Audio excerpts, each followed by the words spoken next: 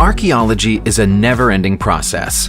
The traces of the people and places that came before us are beneath our feet all the time, and there's always an exciting discovery being made somewhere in the world.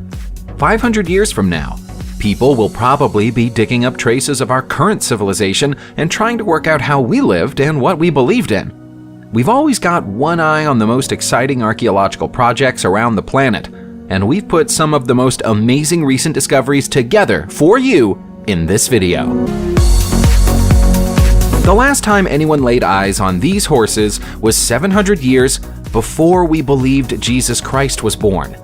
Now they've been discovered again thanks to a meticulous excavation project in Luoyang, which is in China's Henan province.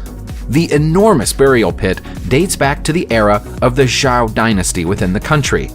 It contains what's left of 5 chariots and 12 horses, all of which were found in the same position and pose that they were buried in nearly 3,000 years ago.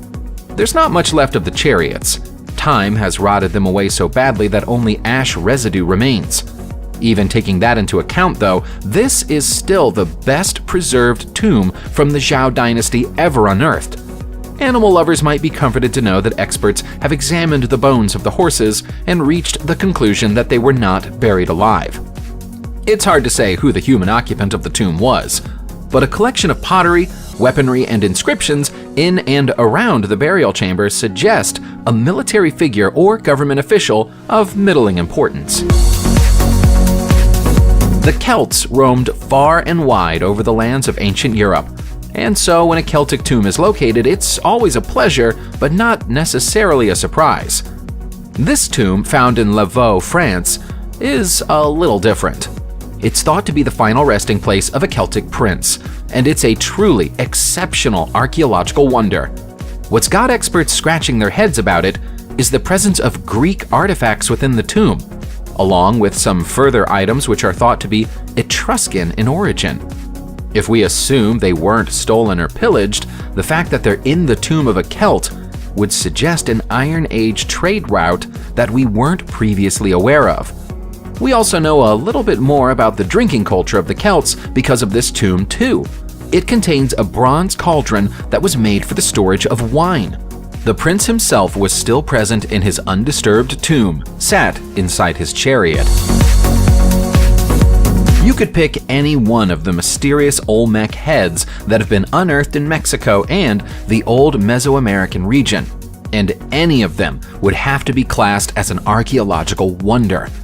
The most recent of them turned up in Laventa, Mexico, and as a result, it's been nicknamed the Man of Laventa. Very little is known about the Olmec civilization, but it appears they once dominated this part of the world around 3,000 years ago, decorating their terrain with magnificent sculptures just like this one. Looking at the intricacy of the stone heads, it's incredible to think that they were made by primitive people during the Stone Age. The Man of Laventa is nearly 10 feet tall and is crafted from approximately 30 tons of basalt rock. To add to the mystery, the stone could only have come from the volcanic region of Veracruz, which is 70 miles from where the sculpture was found. The Olmecs supposedly didn't even have knowledge of the wheel. So how could they have moved rocks this size over such a vast distance? This next artifact needs no introduction, and you'll recognize it immediately. It's the golden death mask of Tutankhamun, the famous boy pharaoh of ancient Egypt. We're not trying to tell you that it's a new discovery because it isn't. It was first found nearly a century ago. What's new about it is a theory that says despite everything we think we know, it may not have been made for Tutankhamun at all. It might actually have been designed for his mother, Nefertiti. The theory comes from British Egyptologist Nicholas Reeves, who has studied the 3,300-year-old object and the era that it came from for much of his professional career. He has substantial evidence to back up his claims. He's been able to demonstrate that an inscription on the mask, which dedicates it to Tutankhamun, has been carved over the top of an older set of hieroglyphs which translate as living manifestation of the sun god, beloved of Akhenaten, beauty of beauties, disk of the sun. The gushing description has been found on many other artifacts associated with Nefertiti. but never before on anything belonging to Tutankhamun. We know all about the Terracotta Warriors, which come from the burial tomb of Qin Shi Huang. But did you know that nobody has ever been inside the chamber inside the vault that contains the first emperor of China himself? He was buried 2,200 years ago, and we know exactly where he is, but we lack the technology to safely open the tomb and find out what might be hiding. The tomb is below a hill in the center of China and is surrounded by a moat made of liquid mercury, which makes any excavation project difficult to the point of being impossible.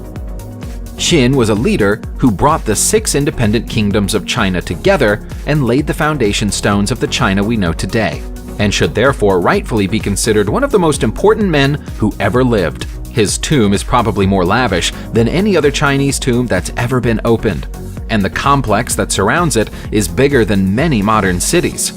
According to some writings from the time, the burial chamber contains a map of the night sky as it was the day the emperor was buried, with pearls marking the positions of the stars. We tend to think of climate change as a modern problem, but some recently discovered stone reliefs in Peru have suggested that our ancestors were dealing with it 3,800 years ago.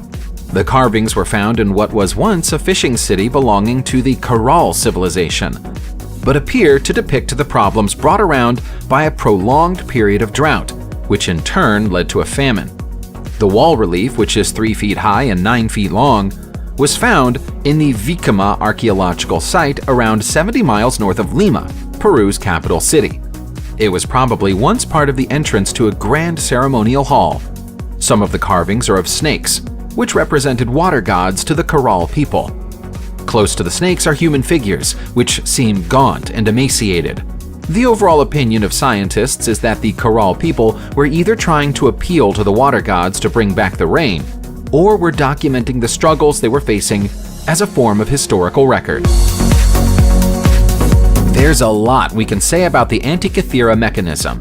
We can tell you that it's Greek, it was found in the middle of a shipwreck, and that it's approximately 2,000 years old. What we can't tell you is how it worked or what it was used for, and neither can any expert who's ever been given a chance to examine it. We hesitate to describe the device as being powered by clockwork because such a concept should have been impossible to understand for the people of the time. But it had a clockwork-like mechanical system that enabled it to track the position of planets and stars in the sky at night. The fact that it was found on a ship might suggest that it has a nautical use. But if that were the case, we'd expect to find similar devices on many other Greek shipwrecks of this era. We never have, and so it might be the case that it was a brand new invention when the ship went down, and as its owner likely went to the bottom of the sea with it, and so nothing like it was created again for almost 1,000 years. Young children, especially boys, like to play with toy cars. You might think that's only been a popular pastime, or even a possible one, since the invention of the automobile. You'd be wrong. We've now found evidence that children like to play with toy chariots as long ago as 5,000 years. And it's all thanks to the discovery of one such toy during an archaeological dig in Turkey. The chariot is made from pottery and was found at a site 50 miles away from Urfa, which is believed to be one of the oldest human settlements on the planet. As well as the toy chariot, there was also a rattle with a bird symbol carved into it, and a horse carriage. Celal Uludak, who is in charge of the Archaeology project, has said that such a toy would be a rare luxury during the Stone Age, and it was therefore likely made for the child of a king. That would also explain why an infant was also afforded such a lavish burial, which would typically only be given to very important adults. We all know the supposed story of America's discovery. It happened when Christopher Columbus arrived there in 1492. We say supposed because we're finding more and more evidence that other overseas travelers beat him to the punch on his discovery by a long way. One of those discoveries is this Votive Sword, which was found in a stream in Georgia in 2014. Made of lizardite, the sword is Chinese in both design and origin and is the only one of its kind ever found in the Americas. If it belonged to a Chinese traveler, it would mean that the Chinese landed in America long before Columbus and his expedition got there. The dragon figure at the top of the blade is typical of Shang Dynasty design, which suggests that it's at least 3,000 years old. There have previously been some suggestions that the art and design of the Olmec people of that era was similar to the art and design of the Chinese. So if there was a trading route between the Olmec lands and China, it's not out of the question that Chinese travelers may have gone a little further north out of curiosity. You might have seen this Chinese tomb before. When it was first discovered, a prankster on Twitter edited pictures of it to make the cross-section on top of the monument appear green, and the rest of it silver, so that it resembled the logo of Microsoft's Xbox gaming console. The edited picture quickly went viral, and some people even accused Microsoft of planting the tomb there as a marketing tool. Microsoft had nothing to do with it though, and when you take the edited colors away, what we're left with is a tomb unlike any other that's ever been found in China. It dates back to the Qin Dynasty, and as we mentioned earlier in this video, the Qin Dynasty era is a time that we don't know much about. The architectural style of the design looks almost modern, but that might be a case of design styles coming back into fashion after thousands of years. Experts are now working on safely opening the tomb, which was located in 2018. It might be some time before we find out what's inside it. As well as providing horses, chariots, and soldiers inside a tomb for the dead to use during the afterlife, it would seem that they were also expected to do some basic cooking. How else would you explain the discovery of these so-called Millennium Eggs, which have turned up inside yet another Chinese tomb that had been sealed for more than 2,500 years? The eggs were inside a sealed jar, which has helped to protect them from some of the decay you generally expect to see. But even with that protection, they're still little more than calcified shells with a bluish-green tone.